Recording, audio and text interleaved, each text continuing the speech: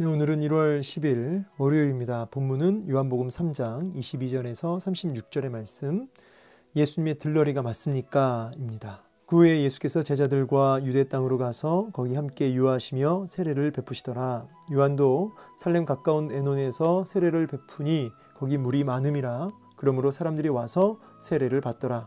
요한이 아직 옥에 갇히지 아니하였더라. 이에 요한의 제자 중에서 한 유대인과 더불어 정결 예식에 대하여 변론이 되었더니 그들이 요한에게 가서 이르되 라삐여, 선생님과 함께 요단강 저편에 있더니 곧 선생님이 증언하시더니가 세례를 베풀매 사람이 다 그에게로 가더이다. 요한이 대답하여 이르되 만일 하늘에서 주신 바 아니면 사람이 아무것도 받을 수 없느니라. 내가 말한 바 나는 그리스도가 아니요 그의 앞에 보내심을 받은 자라고 한 것을 증언할 자는 너희니라. 신부를 취하는 자는 신랑이나 서서 신랑의 음성을 듣는 친구가 크게 기뻐하나니 나는 이러한 기쁨으로 충만하였노라. 그는 흥하여야 하겠고 나는 쇠하여야 하리라 하니라. 위로부터 오시는 이는 만물 위에 계시고 땅에서 난 이는 땅에 속하여 땅에 속한 것을 말하느니라. 하늘로부터 오시는 이는 만물 위에 계시나니 그가 친히 보고 들은 것을 증언하되 그의 증언을 받는 자가 없도다. 그의 증언을 받는 자는 하나님이 참되시다는 것을 인쳤느니라. 하나님이 보내신 이는 하나님의 말씀을 하나니 이는 하나님이 성령을 한량없이 주심이니라. 아버지께서 아들을 사랑하사 만물을 다 그의 손에 주셨으니 아들을 믿는 자에게는 영생이 있고 아들에게 순종하지 아니하는 자는 영생을 보지 못하고 도리어 하나님의 진노가 그 위에 머물러 있느니라. 아멘. 네, 오늘 본문을 통해서 우리에게 말씀하시는 주의 음성 듣기를 원하고요. 깨닫고 그 말씀을 종일토록 붙드는 은혜가 있기를 소망합니다. 그 후에는 이제 유월절 이후에예요. 유월절 이후에. 그리고 이제 앞부분에 보면은 이제 우리가 살펴보진 않았지만 니고데모가 나오고요. 이 니고데모는 사내들인 공회원입니다. 그래서 종교 지도자인데 아무리 봐도 예수님이 하나님 보내신 사람인 게 느껴지고 깨달아지니까 밤중에 온 거죠. 사람들 눈을 피해서. 근데 예수님이 그에게 거듭남의 비밀, 복음을 얘기하실 때 못 알아들어요. 거듭남, 엄마 뱃속에 다시 들어갔다가 나와야 된다는 얘기인가 하고 이 영적인 주님의 메시지를 육적으로 못 알아듣고 이렇게 딴소리를 하는 거죠. 그랬더니 주님이 이제 그 광야의 그 놋뱀 사건, 이제 사람들이, 이스라엘 백성들이 광야에서 불평할 때 불뱀에 물려서 다 죽게 된 상황 속에 있었습니다. 그때 모세가 이렇게 장대에 이제 뱀 모양, 그러니까 놋으로 뱀을 만들어서 이렇게 나무에 달아요. 이게 이제 하나님이 명령하신 건데 이 불뱀 물린 자마다 막 죽어나가는데 이 놋뱀을, 장대에 달린 놋뱀을 보는 자마다 다 살게 되었거든요. 이게 뭘 보여주냐면 나무에 달리실 예수님을 보여주는, 미리 보여주는 사건이었던 거죠. 물론 그때는 그것을 모세가 뭐 알았을지는 모르겠지만, 자, 그 부분을 주님이 끄집어내면서 바로 인자, 내가 그렇게 들려야 한다. 그리고 나를 믿는 자, 바로 나무에 달려 십자가에 피 흘려 죽으실 그 예수 그리스도를 믿는 자는 영생을 얻는다 라고 하면서 유명한 말씀, 하나님이 세상을 이처럼 사랑하사, 그렇죠? 이처럼 사랑하사, 바로 아들 예수님을 내어줄 만큼 아들 예수를 정말 이렇게 죽이시는 그런 목숨을 건 사랑이죠. 이런 사랑을 주셨다는 거죠. 그러면서 그를 믿는 자는 멸망하지 않고 영생을 얻게 하려 하심이라. 그래서 예수님을 이 땅에 보내신 이유를 심판이 아니라 구원을 주기 위해서 이 땅에 보내셨다. 그래서 하나님의 사랑이 이와 같이 크다. 측량할 수 없을 만큼, 아들의 목숨을 내어줄 만큼, 자신의 독생자 외아들을 내어줄 만큼 온 우주보다 큰 존재가 죽어질 만큼 그렇게 사랑한다. 이런 고백을 하고 계시는 거죠. 근데 문제는 뭐냐면 이런 어마어마한 우주보다 더 큰 존재가 죽어야 할 만큼의 그런 사랑으로 우리에게 다가오셨지만 빛보다 어둠을 더, 하나님보다 쾌락을 더 사랑했던 그 죄인들이 예수님을, 바로 하나님의 사랑의 결정체인 예수님을 외면하고 더 적극적으로 미워하고 이렇게 대적하고 미워하는 모습을 보게 된다는 것이죠. 그러면서 말씀하시기를 이제 그 후에 이렇게 넘어가는 거예요. 그러면서 이제 오늘 메시지가 계속 연결되긴 합니다. 이제 볼까요? 보면은 예수님께서 제자들과 함께 유대 땅으로 가셨어요. 근데 거기에 이제 어떤 일이 있었냐면 세례를 베푼다는 모습을 보게 돼요. 세례. 정확히 따지면 예수님이 세례를 베푸신 것은 아니에요. 왜냐하면 4장 2절에 보면 여기 보면은 예수님이 친히 세례를 베푸신 게 아니고 제자들이 베풀었다 그러죠. 그러니까 제자들이 베푼 거예요. 제자들이 세례를 베푼 이유는 예수님의 제자들 중에 상당수 요한의 제자들이 이렇게 예수님의 제자가 된 경우가 많습니다. 요한의 제자들이 요한 밑에서 세례를 베푸는 행위를 했었거든요. 그래서 예수님의 제자가 되고 나서도 회개 세례를 계속 베풀었던 것으로 보여집니다. 예수님 물론 허락하신 거고요. 요한도 살렘 가까운 에논에서 세례를 베풀었다 그래요. 이 에논이라고 하는 지역은 잘 모르겠습니다. 그러나 사마리아 지역으로 보여지고요.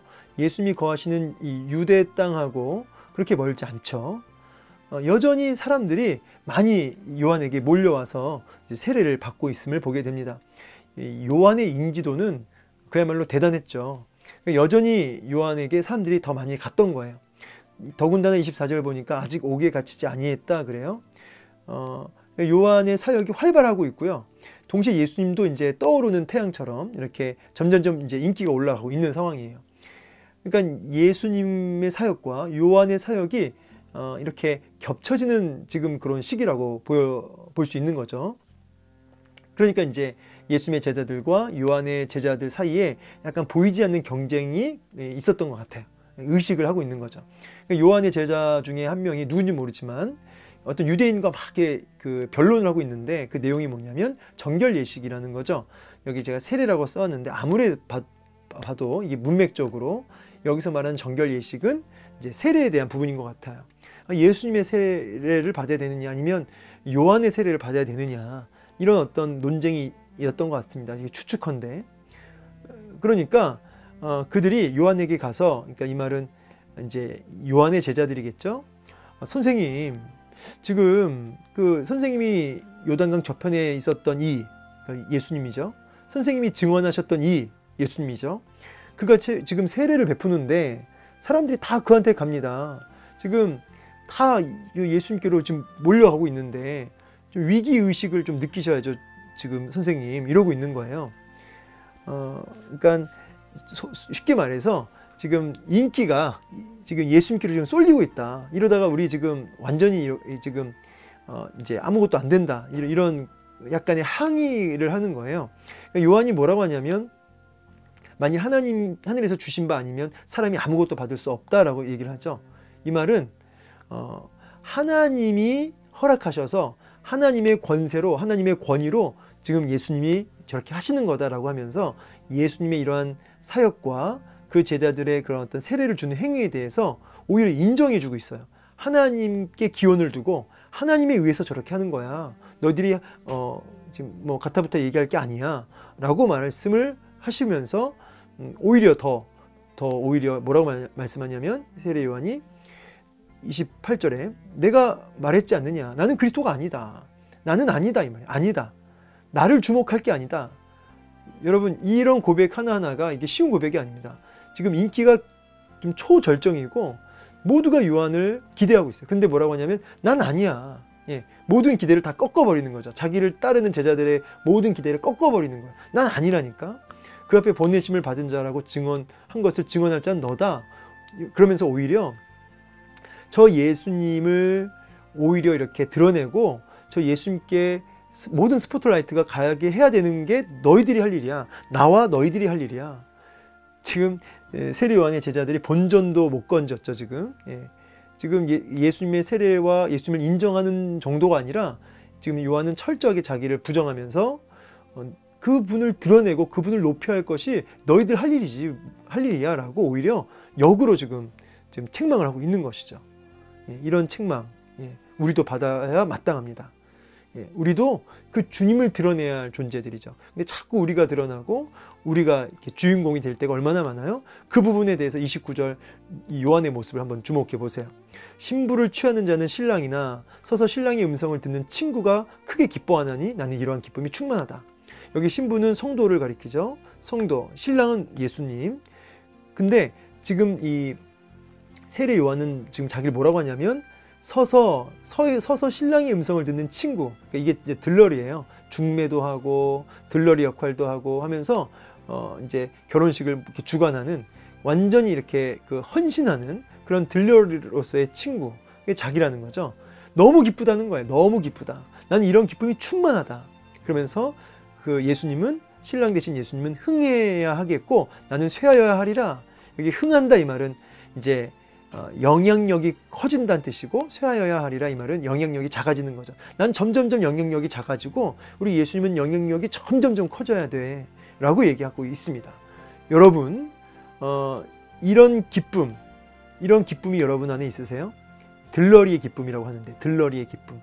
제가 여기 주인공, 내가 주인공이면 이런 기쁨이 절대 없습니다. 있을 수가 없죠. 내가 서포트라이트를 받아야 되고, 내가 인정받아야 되고, 내가 칭찬받아야 되는데, 내 감정이 중요한데, 지금 예수님이 드러나고 나는 작아지잖아요.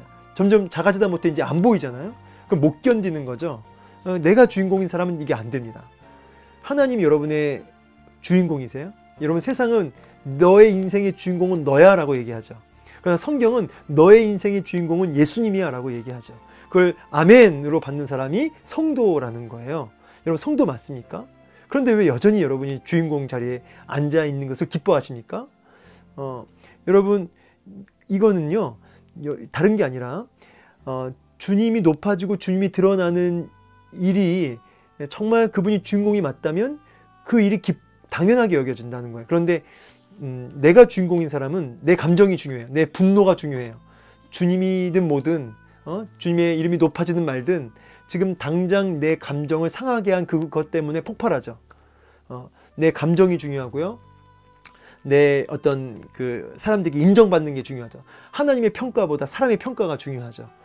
이렇게 내 감정이 먼저고 내가 드러나는 게 먼저인 사람은 절대로 이 들러리의 기쁨이 있을 수 없고, 그의 주인공은 주님이 아니라 본인입니다. 본인. 여러분, 이 들러리의 기쁨을 요한이 가졌던 이유 중에 하나는, 먼저는 이 친구를, 신랑 되신 예수님을 너무 사랑했고요. 하나님이 보내신 분이라고 하는 사실에 대한 확신, 그분에 대한, 하나님이 보내신 자에 대한 확신. 세 번째로 자기의 사명이죠. 주님을 드러내는 게 자기의 사명이에요. 여러분, 목회자의 사명은 뭐냐면 말씀을 바르게 드러내고 많은 영혼들이 구원을 받게 하는 그 일에 도구가 되는 거죠. 그런데 제가 레크레이션을 잘한다고 쳐보세요. 레크레이션 잘해서 그걸로 완전 떴어요.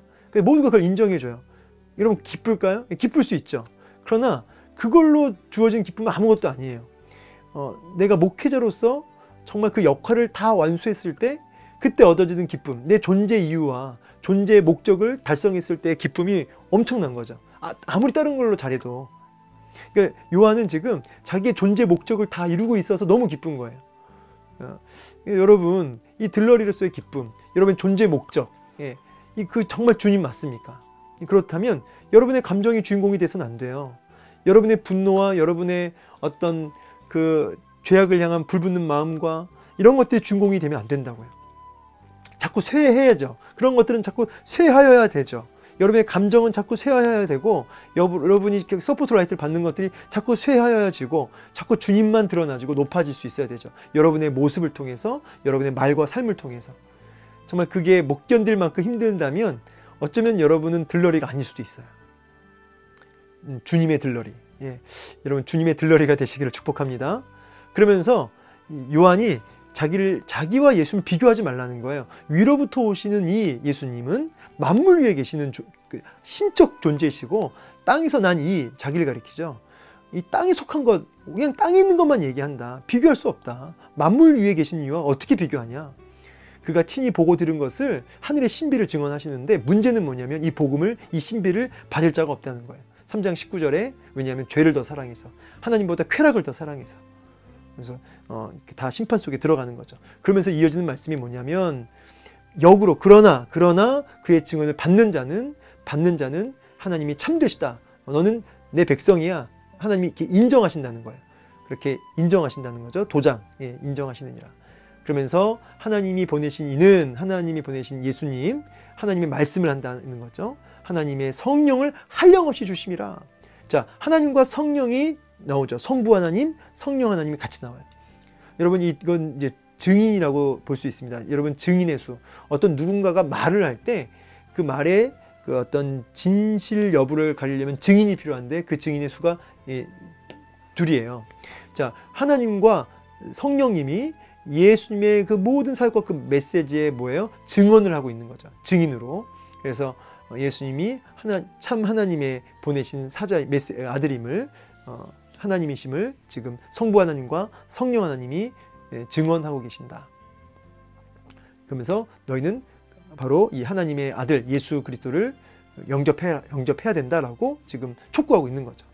아버지께서 아들을 사랑하사 만물을 다 그의 손에 주셨다. 모든 권세가 예수님께 있다는 거예요. 그러면서 제일 중요한 36절의 말씀, 아들을 믿는 자에게는 영생이 있고 아들에게 순종하지 않는 자는 영생을 보지 못하고 도리어 하나님의 진노가 그 위에 머물러 있다. 많은 믿음의 선배들이 36절을 중요하게 여겨요. 이게 이제 복음이기 때문에 그렇습니다. 믿는 자에게는 영생이 있죠. 거듭남의 비밀. 믿는 자에게는 영생이 있고, 또 근데 그 믿지 않는 자에게는 영생이 없다 이렇게 안 하고 순종하지 않는 자는 영생을 보지 못한다 그래요. 그러니까 여러분, 그가 법 없이 살 뿐이고 그가 아무리 의롭고 착하고 위대한 일을 했어도요, 누가 봐도 그 사람은 참 좋은 사람이라고 할지라도요, 아들 예수 그리스도를 믿지 않는 자, 순종하지 않는 자는 그에게는 뭐가 있어요? 하나님의 진노가 그 위에 머물러 있다는 거죠. 하나님의 진노는 빠져나갈 수가 없어요. 하나님의 진노의 손에서 벗어날 길이 없다는 거죠. 이 심판, 이 하나님의 진노에서 이 심판에서, 이 죽음과 영원한 지옥에서 끄집어낼 인생이 없다는 거죠. 그 어떤 방법도 없어요. 하나님의 영원한 심판, 그에게 영원히 그 심판이 머물러 있을 것이다. 자, 유일한 대안은 뭐죠? 아들을 믿는 자죠. 근데 이 믿는 자란 단어와 순종이라는 단어를 같이 지금 병행해서 쓰고 있습니다. 이 믿음이라고 하는 것은 제가 여기다가 이제 예수 그리스도의 의, 그 십자가에 흘리신 보혈의 공로, 그 의가 은혜로 우리에게 주어졌습니다. 그 은혜가 나에게 수납되어지는, 나에게 작동되어지고 내게 임하게 하는 수단이 뭐냐면 믿음이에요. 이 은혜를 내 것으로 받아들이는 게 믿음이고요. 이 믿음이 반드시 열매를 맺게 되는 것이 바로 순종입니다. 그래서 은혜와 믿음과 순종은 한 세트예요. 한 세트. 그래서 이 믿음과 순종을 이렇게 병행해서 지금 쓰고 있는 거죠. 자, 말씀을 이제 마무리하겠습니다. 여러분, 하나님의 심판, 하나님의 진노 얼마나 무서운지 몰라요. 근데 그 무시무시한 하나님의 진노의 손에서 벗어날 길이 없는 우리 모든 죄인들에게 유일한 대안은 아들 예수 그리스도를 믿는 자죠. 세상을 이처럼 사랑하사 보내어 주신 그 아들을 믿는 자, 그에게 순종하는 자에게 뭐가 있습니까? 바로 하나님의 진노에서 벗어나 생명의 부활에 이르게 되는, 영생에 이르게 되는 그런 구원의 길이 열려진다는 거죠.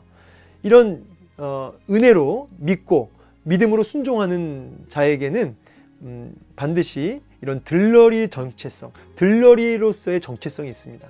내 감정이 왕이 되지 않고 내 생각이 왕이 되지 않고 이제 우리 예수 그리스도, 그분만 높아지고 그분이 드러나고 그분의 마음을 시원케 하는, 그분의 평가에 민감한, 그래서 철저하게 들러리로서의 기쁨을 가지고 그 일에 헌신할 수 있는 이 사람이 바로 성도고 아들을 믿는 자의 모습이라는 것이죠.